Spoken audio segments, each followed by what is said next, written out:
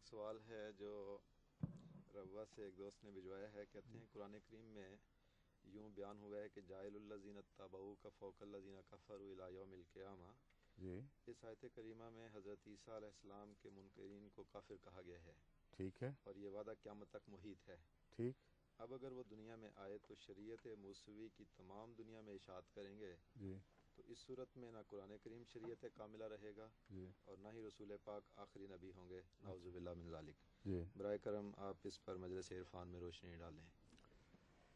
یہ سوال جو ہے یہ کچھ الجھایا گیا ہے. ہمیں کسی ایسی دلیل کی ضرورت نہیں ہے جو الجھا کر منطقی انداز میں پیش کی جائے. سیدھی سادھی صاف بات ہونی چاہیے. جو لوگ یہ مانتے ہیں کہ حضرت عیسیٰ علیہ السلام دوبارہ دنیا میں تشریف لائیں گے وہ یہ بھی تو مانتے ہیں کہ امت محمدیہ میں اتریں گے، امت محمدیہ کے ایک فرد بن کر امت محمدیہ میں ہی ایک امام کی حیثیت سے وہ دنیا کو اسلام کی طرف بلائیں گے. اس لیے ان پر حجت تمام کرنے کی خاطر اس دلیل کو ٹیڑھے رنگ میں پیش کیا گیا ہے. صرف اتنی بات اگر وہ کہتے تو درست تھی کہ قرآن کریم میں اللہ تعالیٰ فرماتا ہے حضرت عیسیٰ علیہ السلام کے متعلق کہ وہ رسولاً الی بنی اسرائیل، کہ وہ بنی اسرائیل کے رسول ہیں اور کسی کے نہیں. اور اس صورت میں اگر وہی ہیں جو دوبارہ آئیں گے تو قرآن کی آیت تو قائم رہے گی رسولاً الی بنی اسرائیل.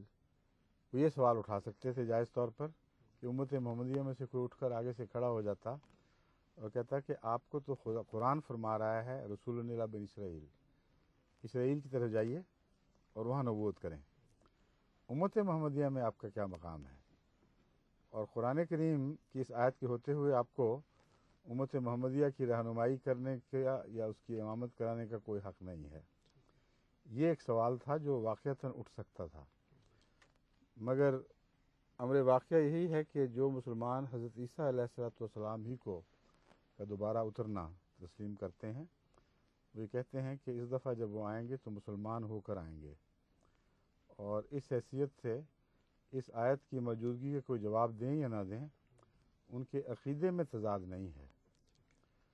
جہاں تک عیسیٰ علیہ السلام کے آخری نبی ہونے کا تعلق ہے، غیر احمدی علماء اپنی تائید میں یہ ایک توجیہ پیش کرتے ہیں، اس کا ذکر بھی ضروری ہے.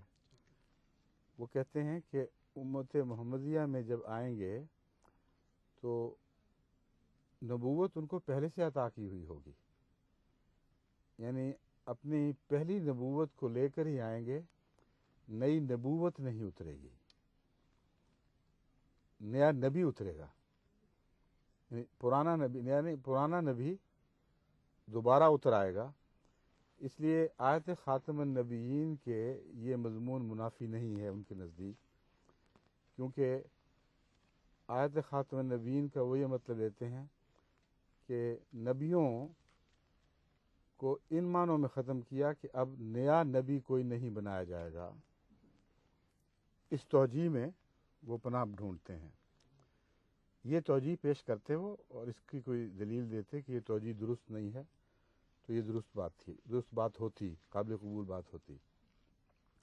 اس ضمن میں اس سے پہلے بھی میں کئی دفعہ ذکر کر چکا ہوں کہ خاتم النبیین کے یہ معنی کہ نئی نبوت امت محمدیہ میں کسی کو عطا نہیں ہوگی اور پرانی نبوتوں سے کام لیا جائے گا، یہ امت محمدیہ کی گستاخی ہے اور حضرت اقدس محمد مصطفیٰ صلی اللہ علیہ وآلہ وسلم کی شان کو بڑھا کر بیان کرنے والی بات نہیں بلکہ اس شان پر حرف رکھنے والی بات ہے.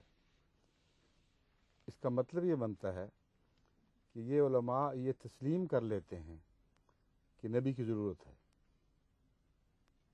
یہ ہے اصل بنیادی بات، نبی کی ضرورت ہے یا نہیں. اگر ضرورت ہے تو پھر حضرت رسول اکرم صلی اللہ علیہ وآلہ وسلم کے خاتم ہونے کے باوجود ضرورت نبوت منقطع نہیں ہوئی، نبی منقطع ہو گئے.